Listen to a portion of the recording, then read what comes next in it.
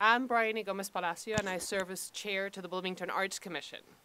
And tonight, it is my pleasure to welcome you in representation of the wonderful team of citizens who serve with me. On behalf of the City of Bloomington, I wish to acknowledge the indigenous community natives to this region and recognize that Switchyard Park is built on indigenous homelands. We recognize the Miami, Delaware, Potawatomi, and Shawnee people, among others, that history has erased as past, present, and future caretakers of this land. Today, we need to extend heartfelt thank yous to key players in the process of bringing us all together today. I will get into the details of why in a bit, but it is important to highlight Rachel Cavati and Tom Franzler of T3 Environments, the artists behind the work, as well as the city's mayor, our Parks and Recreation Department, and the commissioners of the Bloomington Art Commission. Why? Let me give you some context. As part of the plan to transform the railroad corridor into Switchyard Park, funds were allocated for the creation of a piece of art to commemorate the history of the site. The Bloomington Arts Commission undertook the endeavor of finding the right artwork for the park by conducting a rigorous call for qualifications and review process. Tom and Rachel's submissions well exceeded our expectations, and the resulting installation is a dynamic and interactive homage to the history of this site. There are two sides to the artwork. The Hoosier line on the west facade of this building tells the story of the site during its long history as a railroad switchyard. The sculpture was created using historical aerial photography, and its modern aesthetic is a nod to Bloomington's future and the innovative design in the park itself. The representation of the rail lines with its interactive and movable cars will allow visitors to remember the history of the site through an experiential recollection. In this way, this important history will not only be remembered, but the work will begin conversations in the community, conversations about its unique and challenging history, the importance of the switchyard to Bloomington's development as an ever-evolving city, and how it has led us to where we are today. The North Star on the other side, on the east facade of the building, further ties the history of the site with another railroad that played a crucial role in the history of Bloomington, the Underground Railroad. And if all goes to plan, you will eventually be able to access additional information through the installation of a QR code, so stay tuned for that. As we stand here tonight, next to these two pieces of human creativity and reflection, consider the art created for the public sphere can give form to core values of any community.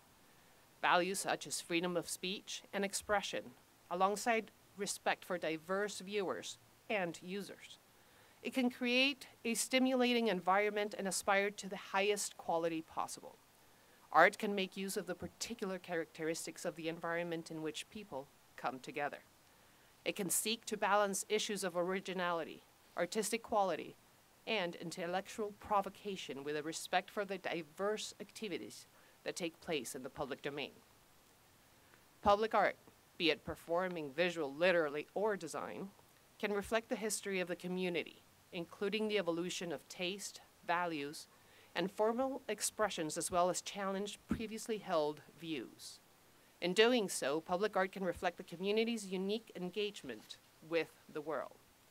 In this example, we get to see humans of all ages interacting with the artwork, be it by moving the cars around, by watching others analyze its engineering, or by eventually taking that experience online to expand on personal knowledge.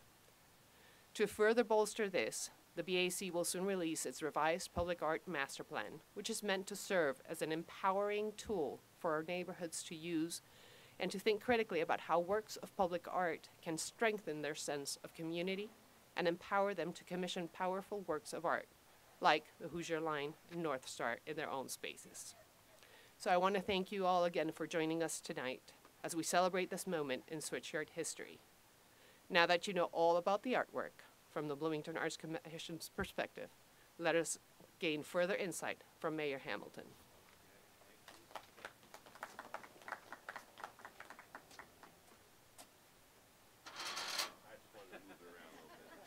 Wanted to move it around a little bit. Thank you so much, Bryony, it is really nice to be here with you. Try to get this arranged here, sorry. Stay warm. There is cider. Please get that, Bryony. That's terrific. Thank you so much. Really glad to be here with you for the fantastic artwork installation dedication celebration here in Switchyard Park. You've heard these names, but I want to also just name again the installation artists, Rachel Cavate and Tom Fansler of T3 Environments. You are the ones who envisioned this and imagined it and brought it together. Also directly thanking the members of the Bloomington Arts Commission, led by our fearless chair, Bryony Gomez-Palacio, who put out the call for these proposals and selected this design and team. 4 mayoral administrations were involved in bringing this park to reality. It took vision and lots of effort. As well, the City Parks Department, and I know we have Paula McDevitt here and Sean here as well, I think I saw from the Parks Department. There you are over there in that work. And I know you're going to hear shortly, well, no, you're not going to hear, but we are sorry that Holly Warren is not here from ESD, but Alex Crowley is here, Director of Economic Sustainable Development, which includes the arts work of the city. Thank you all. So this installation is a demonstration of how public art can inspire our community and draw our members closer together.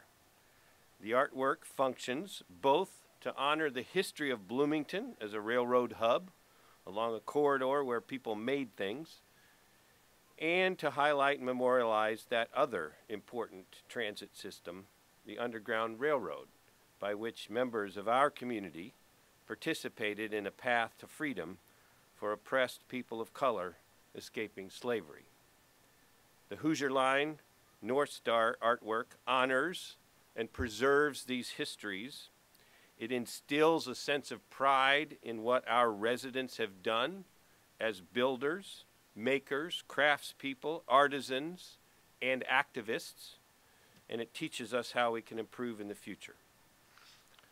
Just for context, this Hoosier Line North Star installation is the first of several public arts projects that have recently come out of the city's 1% for the Arts ordinance, which requires that at least 1% of the cost of construction for certain capital projects be used for public art.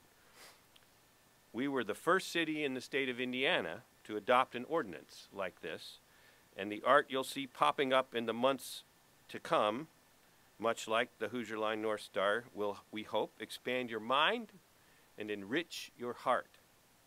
We'll soon celebrate the completion of Aurora Almanac, a sculpture by West Lafayette artist Esteban Garcia Bravo, located in the towers of the Trades Garage. Towers is kind of an ambitious name for a 3 or 4 story, but anyway, they're the stair towers, I guess we should call it that. Look for an invitation for December 3rd celebration featuring Windfall Dancers for that.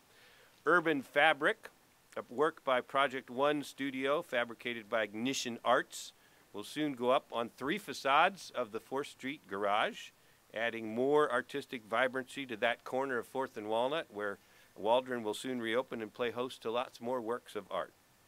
And then in early summer 2022, next summer, we'll be unveiling the Trades Gateway sculpture, designed by internationally exhibiting artist Stefan Rice. The city has invested, we have invested more than $600,000 in these projects. That's a portion of more than $2 million the city will have invested in the arts between 2019 and 2022. In addition to the 1% projects, $200,000 has been allocated for grants to the Bloomington Arts Commission, Bloomington Urban Enterprise, $250,000 for Buskirk Chumley Theater repairs in preparation for the centennial year, over $500,000 for Waldron Arts Center work, and $350,000 in additional support for new and existing arts groups. These commitments reflect our conviction that the arts undergird the viability of our city and our desire to touch every resident. In the coming months, we'll also be initiating a new feasibility study to explore options for engendering a purpose-built, purpose-designed arts community whose members can embrace and enjoy the power of art, not only in large event spaces, but in parks like this, simply walking out of your own door, turning the corner from work or school, or stumbling into an intriguing alley. But for now, we want to focus on this opportunity to celebrate this new addition to our city's legacy of public art. Pieces that honor Bloomington's history, motivate our residents in the present, and inspire our progressive future. Now, to help us in moving and thinking about the future, I'm going to welcome Veronica Purick to read a poem that encapsulates this history. Veronica is a freshman at North High School. On the soccer team, I'm told you're appearing in the spring musical, 9 to 5. I'm told we call you a quadruple threat. They told me that. Singer, actor, dancer, writer, obviously athlete, activist, all that. So please, Veronica, come up here and please join me in welcoming Veronica. Thank you so much. And I'll step up when you're done. All right. Just pull that down. There you go. There we go. This is The Miracle of Morning by Amanda Gorman. I thought I'd awaken to a world in mourning, heavy clouds crowding, a society storming. But there's something different on this golden morning, something magical in the sunlight, wide and warming. I see a dad with a stroller taking a jog. Across the street, a bright-eyed girl chases her dog. And Grandma on a porch fingers her rosaries. She grins as her young neighbor brings her groceries. While we might feel small, separate, and all alone, our people have never been more closely tethered. The question isn't if we will weather this unknown, but how we will weather this unknown together. So on this meaningful morn and we mend. Like light, we can't be broken, even when we bend. As one, we will defeat both despair and disease. We stand with healthcare workers and all employees. With families, libraries, schools, waiters, artists, businesses, restaurants, and hospitals hit hardest. We ignite not in the light, but in the lack thereof. For it is in loss that we truly learn to love. In this chaos, we will discover clarity. In suffering, we must find solidarity. For it is our grief that gives us gratitude, shows us how to find hope if we ever lose it. So ensure that this ache wasn't endured in vain. Do not ignore the pain. Give it purpose. Use it. Read children's books. Dance alone to DJ music. Know that this distance will make our hearts grow fonder. From a wave of woes, our world will emerge stronger. We'll observe how the burdens braved by humankind are also the moments that make us humans kind. Let every dawn find us courageous, brought closer, heeding the light before the fight is over. When this ends, we'll smile sweetly, finally seeing, in testing times, we became the best of beings. Thank you. Thank you so much. I am looking forward to when this ends and we smile sweetly. That sounds really good. Thank you, Veronica. We hope that Veronica's first, we hope that will be the first of many performances based around this installation. Programming in the spring includes a performance by Resilience Productions, which will be announced soon. For now, we invite you to enjoy the beautiful art installations on both sides of this building, Hoosier Line and North Star, and thank those who made this possible. And are we doing an actual ribbon cutting? Let's do a dang ribbon cutting then. So artists, why don't you come up if you would and join. And Bryony too, of course. And Veronica, you want to come up here and be part of this? Yes, come on. Maybe in front of it and